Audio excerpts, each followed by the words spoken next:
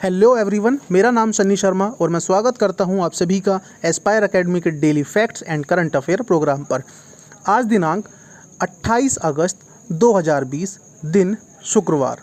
सबसे पहले मैं आप सभी को कहना चाहूँगा, अगर आपने हमारे चैनल को अभी तक सब्सक्राइब नहीं किया है तो सब्सक्राइब कर लें और साथ में बेल आइकन को प्रेस कर लें ताकि आपको डेली करंट अफेयर की नोटिफिकेशन मिलती रहे।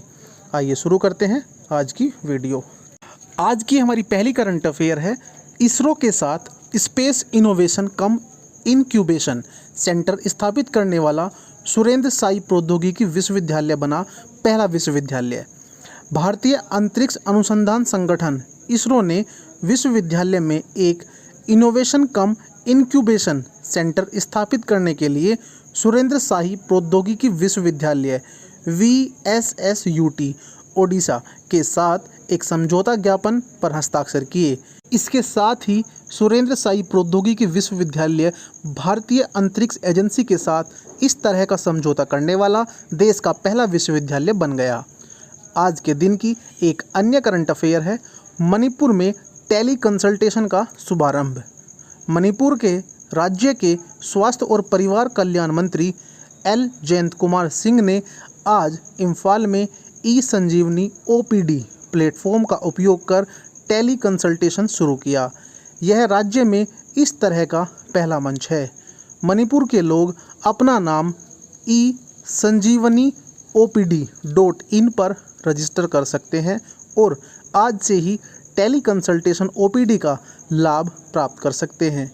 इसके माध्यम से लोगों को स्वास्थ्य संबंधी दिक्कतें होने पर वे घर से ही मुफ्त में डॉक्टर से परामर्श ले सकते हैं। परामर्श के बाद रोगी को मेडिकल प्रेस्क्रिप्शन भी इंटरनेट के माध्यम से भेजी जाएगी। इस नई सुविधा का लाभ उठाने के लिए डॉक्टर से जुड़ने के लिए इंटरनेट सुविधा के साथ एक स्मार्टफोन, एक लैपटॉप, टैबलेट, कंप्यूटर की आवश्यकता होगी। आज के दिन की एक अन्य करंट अफेयर है, नीति आयोग ने निर्यात तत्परता सूचकांक 2020 की घोषणा की। नीति आयोग की तरफ से जारी किए गए निर्यात तत्परता सूचकांक 2020 में गुजरात ने शीर्ष स्थान प्राप्त किया है। केंद्र सरकार के थिंक टैंक नीति आयोग ने निर्यात तत्परता सूचकांक 2020 की सूची जारी की। इस सूची में महाराष्ट्र और तमिलनाडु क्रमशः दूसरे और तीसरे स्थान पर हैं। केंद्र सरकार के प्रमुख थिंक टैंक की 26 अगस्त 2020 को जारी रिपोर्ट के मुताबिक 6 तटीय राज्य गुजरात, महाराष्ट्र, तमिलनाडु, ओडिशा, कर्नाटक और केरल पहले 10 राज्यों में शुमार हैं। इस सूचकांक से पता चलता है कि किस राज्य में निर्यात को बढ़ावा देने के लिए कितनी सुविधाएं उपलब्ध हैं। भूमि से घिरे राज्यों में राजस्थान का प्रदर्शन सबसे अच्छा रहा, जिसके बाद तेलंगाना और हरियाणा का स्थान रहा। पर्वतीय राज्यों में उत्तराखंड रैंकिंग में सबसे ऊपर रहा। इसके बाद त्रिपुरा और हिमाचल प्रदेश का स्थान रहा। केंद्र शासित प्रदेशों में दिल्ली का प्रदर्शन सबसे बेहतर रहा और उसके बाद गोवा और चंडीगढ़ को स्थान मिला। आज के दिन की एक अन्य करंट अफेयर है, केंद्र सरकार ने मानसिक स्वास्थ्य के लिए जारी किया हेल्पलाइन नंबर। केंद्र सरकार ने मानसिक स्वास्थ्य पुनर्वास के लिए किरण हेल्पलाइन सेवा शुरू की। देश भर के जिन लोगों को मानसिक स्वास्थ्य सेवाओं की तलाश है वे 3 सितंबर 2020 से किरण के माध्यम से इस सुविधा का लाभ उठा सकते हैं। यह एक फ्री हेल्पलाइन है जिसे केंद्र सरकार द्वारा शुरू किया गया। सामाजिक न्याय और अधिकारिता मंत्रालय व इसके सहयोगियों द्वारा तैयार हेल्पलाइन 1800-599-0019 का मकसद शुरुआती जांच, प्राथमिक उपचार, मनोवैज्ञानिक समर्थन, तनाव प्रबंधन, मानसिक स्वास्थ्य की बेहतरी, विचलित व्यवहार के रोकथाम और मनोवैज्ञानिक क्षेत्र में संकट प्रबंधन को उपलब्ध कराना है। देश भर के जिन लोगों को मानसिक स्वास्थ्य सेवाओं की तलाश है वे 3 सितंबर 2020 से किरण के माध्यम से इस सुविधा का लाभ उठा सकते हैं। इस हेल्पलाइन का समन्वय National Institute for the Empowerment of Person for Multiple Disability NIEPMD Chennai और National Institute of Mental Health Rehabilitation NIMHR सीहोर द्वारा किया जाएगा।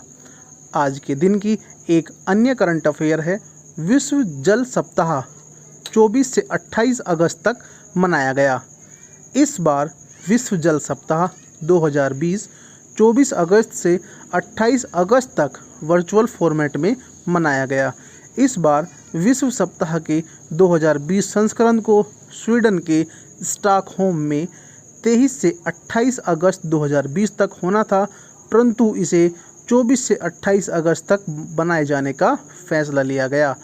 यह विश्व जल सप्ताह का 30वां संस्करण है जो Stockholm international water institute SIWI द्वारा आयोजित किया गया था। इस बार विश्व जल सप्ताह 2020 का मुख्य विषय water and climate change accelerating action अर्थात जल और जलवायु परिवर्तन त्वरित कार्यवाही है। विश्व जल सप्ताह स्टॉकहोम इंटरनेशनल वाटर इंस्टीट्यूट द्वारा आयोजित एक वार्षिक वैश्विक कार्यक्रम है जो पृथ्वी के पानी के मुद्दों और इससे जुड़े अंतर्राष्ट्रीय विकास से संबंधित समस्याओं को दूर करने के लिए है। आज की करंट अफेयर में इतना ही।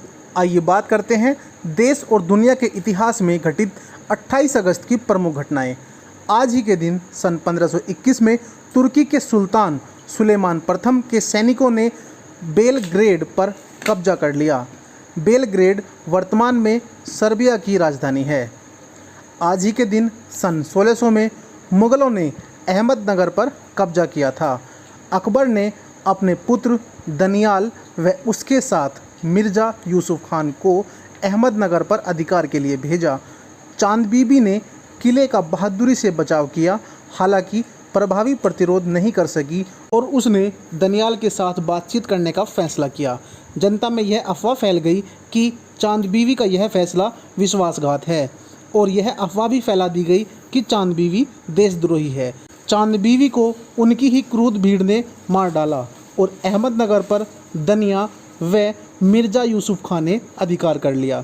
आज ही के दिन सन 1945 में प्रसिद्ध पत्रिका साइंटिफिक अमेरिकन का पहला संस्करण छापा गया।